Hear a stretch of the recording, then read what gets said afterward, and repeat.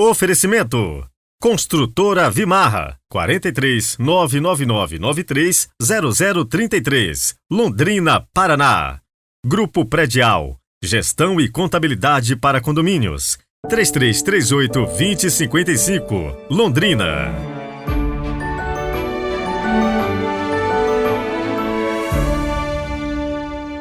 Bom dia, bom dia! Mais uma semana chegando na graça de Deus e nós aqui com mais um podcast para você. Hoje é segunda-feira, 18 de setembro de 2023. Comecemos já, imediatamente, com a nossa oração.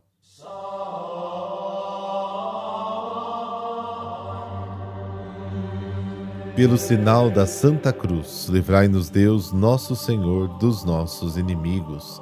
Senhor nosso Deus, que confiastes ao ser humano a missão de guardar e cultivar a terra, e colocastes o sol a seu serviço.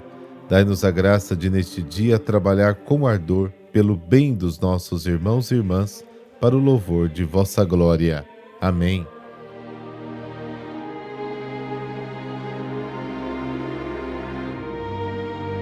Lucas, capítulo 7, versículos de 1 a 10. O Senhor esteja convosco, Ele está no meio de nós. Proclamação do Evangelho de Jesus Cristo segundo Lucas. Glória a vós, Senhor. Naquele tempo, quando acabou de falar ao povo que o escutava, Jesus entrou em Cafarnaum. Havia lá um oficial romano que tinha um empregado a quem estimava muito e que estava doente à beira da morte. O oficial ouviu falar de Jesus e enviou alguns anciãos dos judeus para pedirem que Jesus viesse salvar seu empregado. Chegando onde Jesus estava, pediram-lhe com insistência: o oficial merece que lhe faças este favor, porque ele estima o nosso povo. Ele até nos construiu uma sinagoga. Então Jesus pôs-se a caminho com eles. Porém, quando já estava perto da casa, o oficial mandou alguns amigos dizerem a Jesus: Senhor, não te incomodes, pois não sou digno de que entres em minha casa. Nem mesmo me achei digno de ir pessoalmente ao teu encontro, mas ordena com a tua palavra e o meu empregado ficará curado.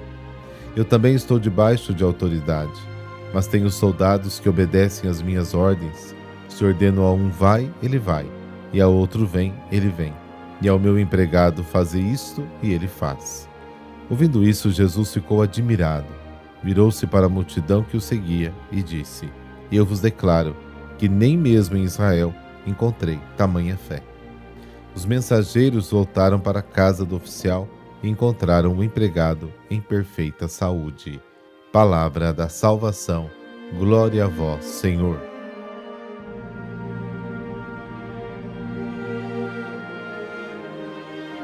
Jesus tinha acabado de pregar o Sermão da Planície, um discurso caracterizado pela felicidade, mas, por outro lado, também pela angústia.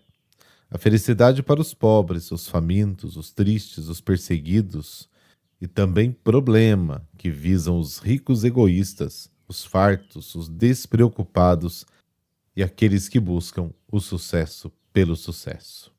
Um discurso que incentiva o amor aos inimigos, a misericórdia, o zelo e a necessidade da prática religiosa feita de forma autêntica. Jesus demonstra com o acontecimento proclamado no Evangelho que a salvação não exclui ninguém. Ele realiza um milagre em Cafarnaum, na Galiléia dos gentios, num lugar, Cafarnaum, onde existe um caldeirão de culturas, porque estamos no limite do império, longe de Jerusalém, e os judeus olham para a Galiléia com um certo desprezo. O que é desprezado pelos homens é precioso para Deus. Um centurião, através dos anciãos judeus, volta-se para Jesus. Este pedido de intercessão é apreciado. O centurião da passagem do Evangelho de hoje é amigo dos judeus, mas não da fé judaica. Ele não está falando por si mesmo, mas por um dos seus servos, a quem tem grande apreço, e entende que só Jesus pode ajudá-lo. O centurião, habituado a comandar, coloca-se na simplicidade como aquele que recebe imerecidamente os favores do Senhor.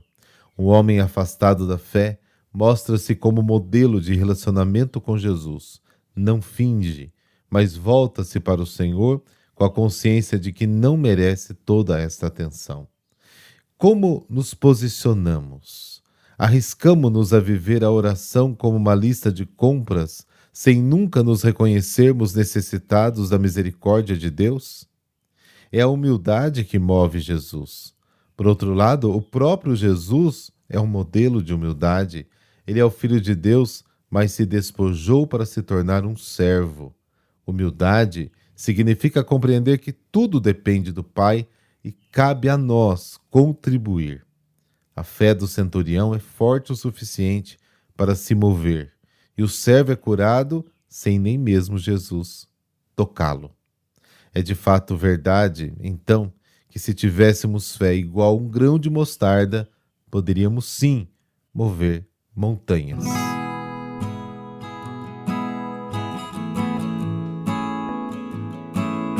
São José Copertino. No dia 17 de junho de 1603, nasceu no reino de Nápoles, na aldeia de Copertino, um menino de nome José, cujo pai, um pobre carpinteiro, mal conseguia sustentar a família. Ele veio ao mundo num pequeno estábulo, onde permaneceu nos primeiros meses de vida, porque o pai, endividado, teve que vender o pouco que possuíam. O menino José não pôde estudar por causa da pobreza familiar, mas apesar de iletrado, o menino foi criado ao rigor dos ensinamentos de Cristo, porque sua família era muito religiosa. Quando completou 17 anos, estava determinado a se tornar frade. Foi aceito no convento dos frades menores, que o acolheram e lhe deram uma tarefa simples: cuidar de uma mula. Apesar da dificuldade que tinha em estudar, milagrosamente se saía muito bem nas provas que fazia para se tornar sacerdote. Também na sua vida começaram a se manifestar carismas, dentre eles o dom da cura e o dom das ciências. Diz a tradição que Frei José tinha o dom da levitação. Por tudo isso, já era venerado em vida como santo. Em 1628 foi ordenado sacerdote.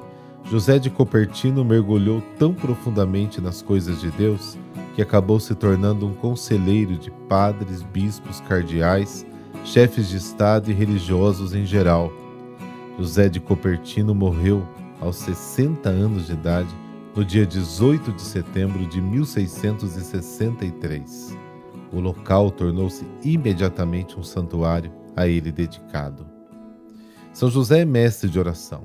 Segundo a mais genuína tradição franciscana, ele sentia-se fascinado e comovido pelos mistérios da encarnação e da paixão do Senhor.